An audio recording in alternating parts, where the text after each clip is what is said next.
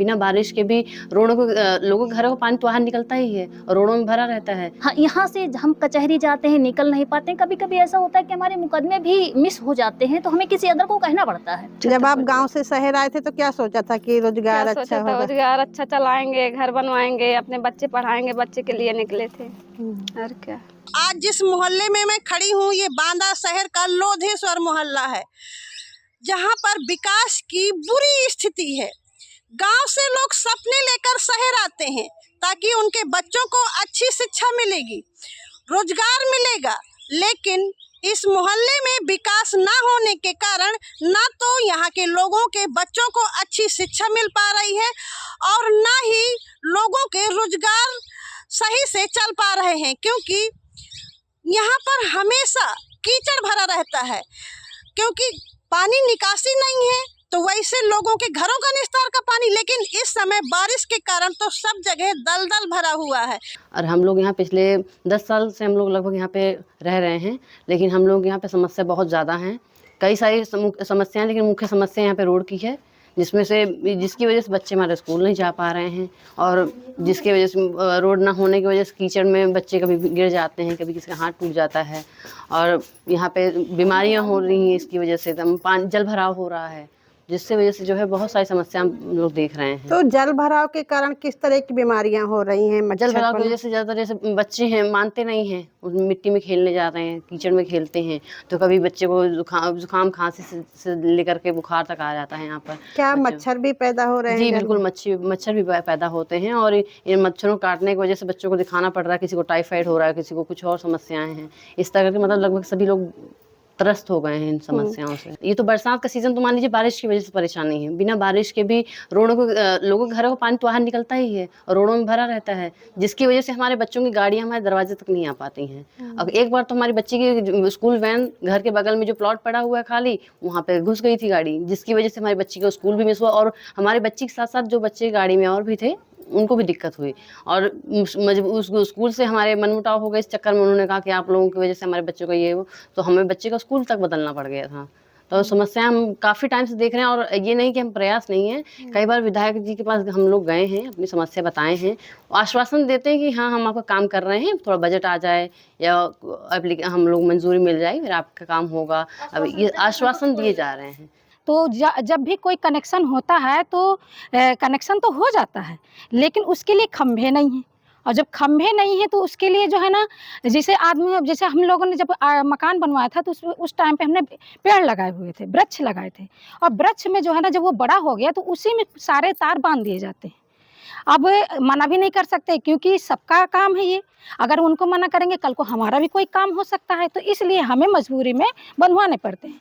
Railing है, जो छत की रेलिंग है, तो रेलिंग में भी तार बांधे गए हैं और पेड़ पे मतलब कि पाम का जो पेड़ है उस पे तार ढेर सारे बांधे गए। एक दिन तो क्या हुआ, अभी 4-5 दिन से बारिश लगातार हो रही थी, तो लगातार बारिश होने की वजह से उसमें पानी पड़ता रहा और पानी पड़ने की वजह से उसमें जो है ना फॉल्ट हो गया, मतलब कि उसमें आग पकड़ ली और वो आवाज़ देने लगे और तेज़ी से आग जलने लगी, तार गया टूट गया जब तार, तो नीचे रैंप में हमारे गिर गया। अब बारिश भी तेज़ी से हो रही थी, बच्चों का भी डर, जानवरों का भी डर, अब करें तो क्या करें।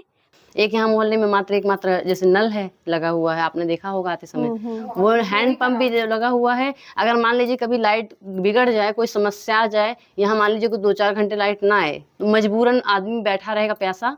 यहाँ पे एक हैंड पंप भी जो लगा हुआ है वो भी बिगड़ा हुआ, कोई सप्लाई कनेक्शन नहीं यहाँ पे कि कोई पानी की सुविधा मिल रही है। यहाँ तक कि लाइट की भी प्रॉब्लम है। यहाँ पे लाइट हम लोगों को 400 मीटर दूर से खींच के लाई गई तार से और यहाँ पे कोई खंभे नहीं है, कोई पोल नहीं मिले हैं।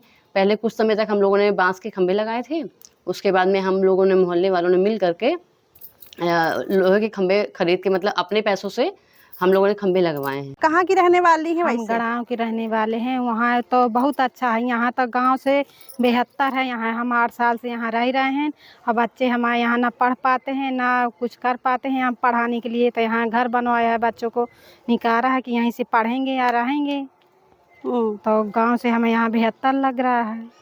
तो अब क्या सोच रही हैं कि किस तरह से बच्चों का भविष्य देख रही हैं? अगर बच्चे अब पानी में घर में हैं, अब लौट के गांव जाते हैं तो हमारे घर वाले भी कहते हैं कि तुम बच्चों के पढ़ाने के लिए कह रहे थे, अब बैठो वहीं बैठो, अब यहाँ क्या करोगे आकर। तो मतलब घर वाले भी ताने देते हैं? देते हैं। सास भी देती हैं, सब जने कहते हैं अब रहो बच्चे के लगे रहो तुम वहीं, अब खाओ जसत रहो जसत गुजारा करो अपना, यहाँ क्या क्या करोगे, पहले तो चली गई हो, नहीं यहीं से पढ़ाते वहाँ से तो यहाँ ही अच्छा था।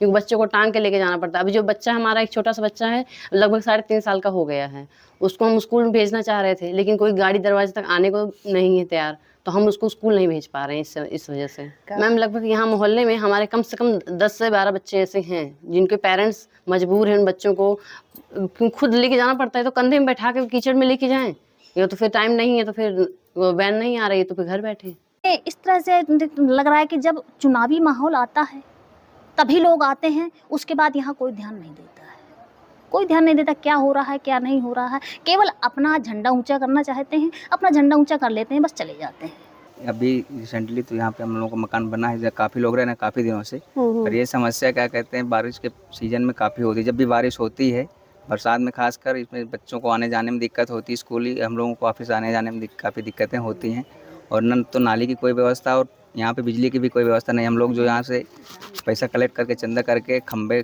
गाड़ के और हम लोग खुद लाइन लाते हैं दूर दूर से, जो आए दिन टूटती रहती हैं केबल, और इसके लिए कई बार यहाँ के जो प्रतिनिधि हैं या डीएम एसडीएम को दिया गया पता, जिससे माध्यम से क्या कहते हैं आज तक कुछ सुनाई नहीं हुई है। काफ़ी दिनों से सारे यहाँ मोहल्ले वासियों को काफ़ी दिक्कतें हो रही हैं।